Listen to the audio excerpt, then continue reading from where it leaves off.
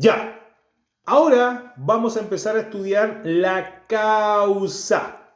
¿Qué entendemos por causa?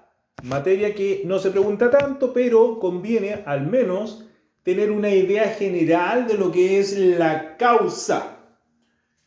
Lo primero que hay que señalar que cuando estudiamos causa es que hay que señalar que es un requisito de existencia del acto jurídico. Eso es lo primero que hay que señalar de la causa.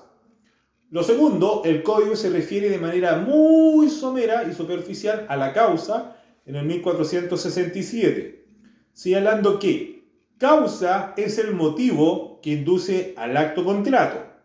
Causa es el motivo que induce al acto contrato.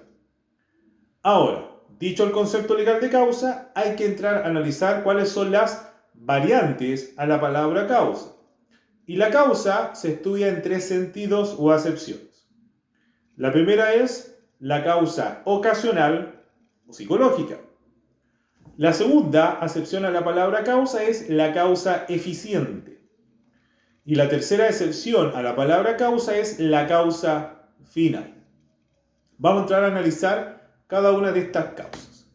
La primera entonces es la causa ocasional o psicológica. ¿Qué entendemos por causa ocasional y psicológica? La causa psicológica u ocasional, esta va a corresponder a las razones psicológicas respecto de las cuales una persona celebra un contrato. Por causa psicológica entonces va a entender o entendemos o va a corresponder a las razones psicológicas del por qué una persona quiere celebrar un contrato. Por ejemplo, compré un parasitario porque tengo un perro y lo quiero proteger de la garrapata, por ejemplo.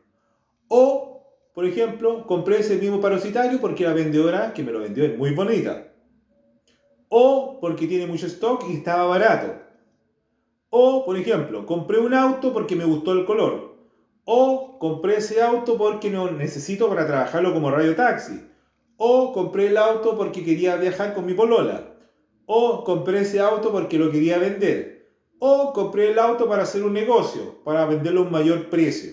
Entonces, esa es la causa psicológica, o sea, corresponde a las razones psicológicas respecto a las cuales una persona quiere celebrar un contrato. ¿Por qué quiso celebrar el contrato? ¿Ya? Pero, ojo acá que la causa psicológica u ocasional no interesa al derecho.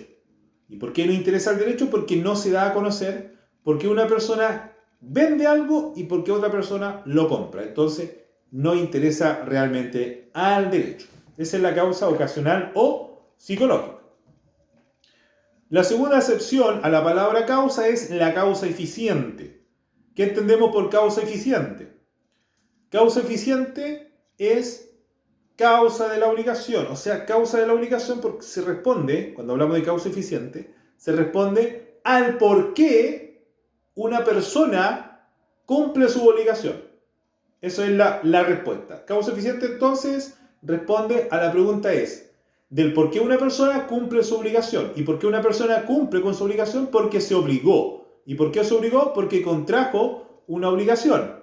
Por esa obligación tiene que cumplir. Por ejemplo, ¿cuál es la obligación del profesor? De hacer una clase, de enseñar derecho. ¿Y por qué tiene que cumplir el profesor? Porque se obligó en virtud de un contrato. ¿A hacer qué cosa? Clases. Entonces, cuando hablamos de causa eficiente, en esta la obligación se va a encontrar necesariamente en la fuente. Porque en virtud de ella yo contraje una obligación. Si yo soy profesor, por ejemplo, yo contrajo una obligación que es de hacer clase. La causa eficiente entonces tampoco es recogida por el Código Civil. Entonces tenemos la causa ocasional o psicológica, causa eficiente y ahora tenemos la causa final. ¿Qué entendemos por causa final? Implica que cuando hablamos de causa final, la causa de una de las partes se encuentra en la obligación de la otra. La causa de una se encuentra en la obligación de la otra. O sea, en el fondo es, ¿por qué un profesor de una universidad hace clases? ¿Y por qué lo hace? Es porque ese profesor se obligó en virtud de un contrato a enseñarle derecho. O puede ser porque un profesor hace clases porque se le paga un precio, se le paga un sueldo en dinero. O el vendedor, el de la feria, por ejemplo. ¿Por qué se obliga al vendedor? Porque el vendedor se obliga a entregar las papas porque va a recibir un precio por esas papas. Y el comprador paga. O sea, el vendedor recibe el precio y el comprador recibe la cosa que compra. Causa final. Esta teoría de la causa final tiene inconvenientes, particularmente en los contratos gratuitos. Porque recordemos que en los contratos gratuitos, la mera liberalidad es causa suficiente. Y la mera liberalidad, recordemos, que es el deseo de hacer algo sin obtener nada a cambio. Eso es causa suficiente. ¿Cuál es la causa que sigue el Código Civil? La teoría que recoge el Código Civil es la teoría de la causa final, donde la causa de una de las partes es la obligación de la otra. ¿Ya? ¿Y qué se concluye? Que la causa, según algunos autores, es de carácter irrelevante en los actos, porque habría una cercanía con el objeto, ya que señala que la causa estaría implícita en el objeto. Eso es la causa. Entonces, para ir repasando, habíamos dicho que la causa es un requisito de existencia. Luego dijimos que causa es el motivo que induce al acto contrato. Y luego hablamos de las tres variantes: causa psicológica, causa eficiente y causa final. La causa psicológica corresponde a las razones psicológicas por qué una persona se obliga con otra o por qué se obligó a celebrar un contrato. La causa eficiente responde a la pregunta por qué una persona se obliga. Por ejemplo, el caso del profesor. ¿Por qué se obliga al profesor? Porque celebró un contrato, por ejemplo. Pero esta causa tampoco explica o está recogida en el Código Civil. Y la causa eficiente señala que la causa de una de las partes es la obligación de la otra. O sea, ¿por qué el profesor se obliga? Porque firmó un contrato. ¿Y por qué se obliga? Porque se le va a pagar un precio. ¿Por qué se obliga al vendedor a entregar las papas? Porque se le paga un precio. Y el comprador recibe la cosa que paga por el precio.